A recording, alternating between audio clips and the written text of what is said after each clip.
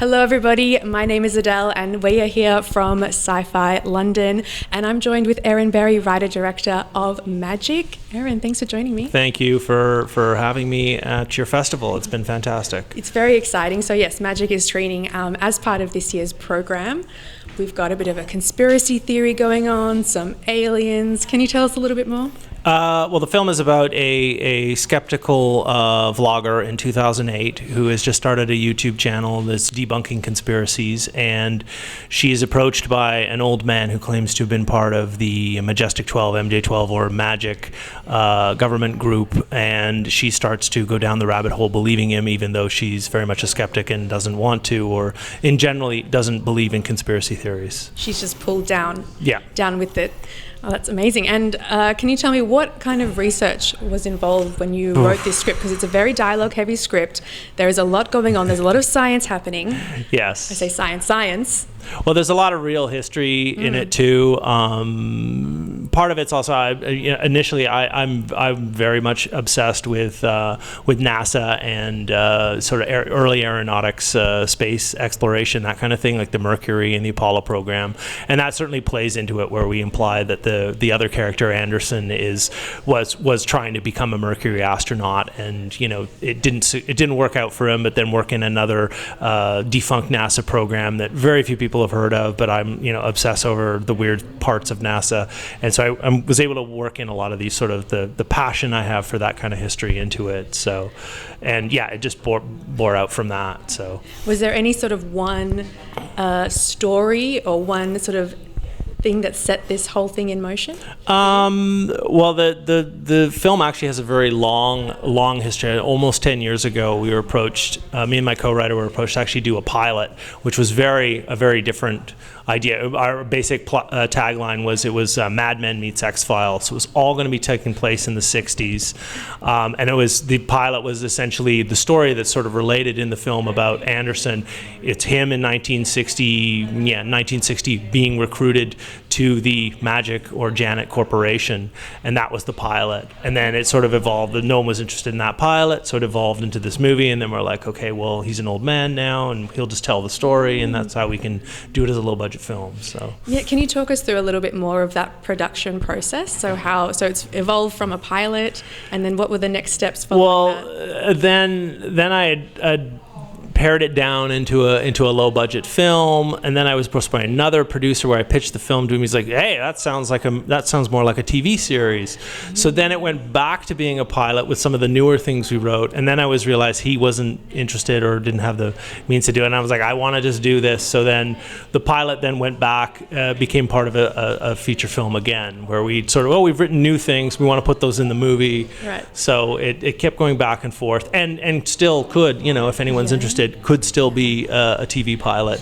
and could be a TV series. I feel certainly. like, yes, with the sort of weaving storylines, and we won't give too much away, but it does feel like something that could go over quite a long series. There were a lot of details, sort of like a lot of, because we'd spent so long on it, there were elements that we had cut out. Like there was an earlier draft where Bernwood has an ex-boyfriend, and it turns out she broke up with him because he was a 9/11 truther, and so there's this whole conversation where they're screaming at each other about the melting point of steel, and it was great, but we needed to pare down the number of characters, and we're sort of like, and the idea that this is a bit of a spoiler if you haven't seen the film, that he's the one that is changing her computer. Like he's gone on and faked all these Wikipedia entries, and that's what she's reading. And this was sort of another layer to it. She's like, oh, he's fucking with me because he's like he hates me. He's like a Gamergate guy now. He hates me and he's trashing me online. And this is part of him to make me feel I'm crazy. So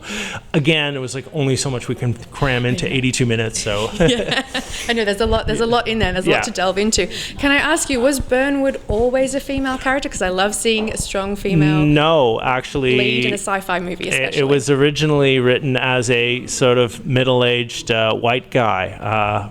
Surprising. It was a suggestion from another producer who was saying, like, and rightly so, he was like, the strong female characters in movies in sci-fi are underrepresented. Like there's very few sort of female-driven sci-fi. yet the ones that we think of, like Alien with Ripley, you know, they're fantastic, and they appeal to, you know, a male audience as well. Absolutely. So, and part of it was also that you're familiar with the Blechdel test, which is Bechdel test. The Bechdel test, yes, of course, where it's like, do two women talk to each other about something other than a man? And there's at least 15 minutes of the movie where she's meeting with Truxpor, the old woman who's, you know, giving her advice, where they're not talking about men at all. So it passes that in flying Majic colors. passes the Bechdel test. In flying colors, yes. Excellent. So we've talked a little bit about the production process. Well, let's just talk a little bit about what goes into making a low budget indie feature. I think you have to be insane for the first criteria. I mean, for me, it was timing. It was like my day job is producing TV, and last year in 2018, I had a TV show lined up, third season of the Netflix show Slasher, which actually comes out next week. Another plug, May 23rd. And I knew I was going to be working and being paid well, and I was like, well, I have nothing to do right now. And I was like, I could shoot a film in March. I always tell people who approach me about doing indie films, always shoot them in the first quarter of the year because you can get more favors. People aren't as busy. Rental houses aren't as busy. So part of that was, okay, now I'm doing it. Actors are available. I can go and beg camera houses that I usually pay, you know, tens of thousands of dollars to for a camera package and go, look, it's just sitting on the shelf collecting dust. Just give it to me for free. You know I'm good for it. So calling in favors, cobbling those together with everybody I know, convincing my DP, who usually makes a lot of money shooting commercials, to like, screw your commercial career for just 3 weeks, come work with me. You know, a little arm twisting, he agreed to do it. So, you know, got him to agree to a back end deal, if there is any back end. Joke's on you, there probably won't be. So anyway, I'm kidding. This is how you've got to do it. You've got to call in all the favors, blood, sweat and tears. And this is a bit of a passion project. Am I right in saying that you haven't, I mean, you've made a lot of stuff in the past, but have you made sci-fi before? No, if you look at my filmography, it's mostly horror, including Slasher, which is a horror series. And that's what the usual stock answer is. You're told, you want to make a low-budget film, you got no stars, you got no money, go make a horror film, because that still has an audience. And I've done my share of low-budget horror as a producer, and I just didn't, and also as a director. I, you know, directed, my first film was very much a horror film, and I just didn't want to do that. And I'm much more interested in sci-fi and something more cerebral. Most science fiction, I hate to say it, most, you know, big budget stuff is terrible. It's like so dumb. Like, it's like, this is for, you know, because they're PG-13 movies, so they're made for a 12-year-old audience. So yes, there's often the logic isn't there. No, it's ridiculous. There's no story logic, and it's also like, this is a movie for kids, so no F-bombs in it. So anyway. Do you believe in aliens? No. No, I'm a skeptic. I mean, you show me evidence and I'll believe in it. But all the, you know, how many, you know, since Roswell, it's been like 60, 70 plus years. Where's the evidence? Show me one piece of concrete evidence, and there isn't any. And that's the whole point of the film, is people will just sort of cherry pick what evidence. There's evidence, but these other three things negate that. But we're just going to ignore the things that negate it. You know, it's the false positive. I don't care about that. I'm only going to look at the things that are positive, that you know, prove my thesis, and I'm not going to look at anything that disproves it. So I'm very rational in that way. So show me evidence. So, you know, alien walks in the door. Okay, well, there he is. Yeah. Okay. So you're the perfect person to do a conspiracy sci-fi. Yeah. Are aliens really out there? Because you're coming from that point of view. Yeah, and most alien films you see just go from the starting point. Oh yeah, of course they exist. Of course they've been around since 1947. Yeah. It's like, well, no.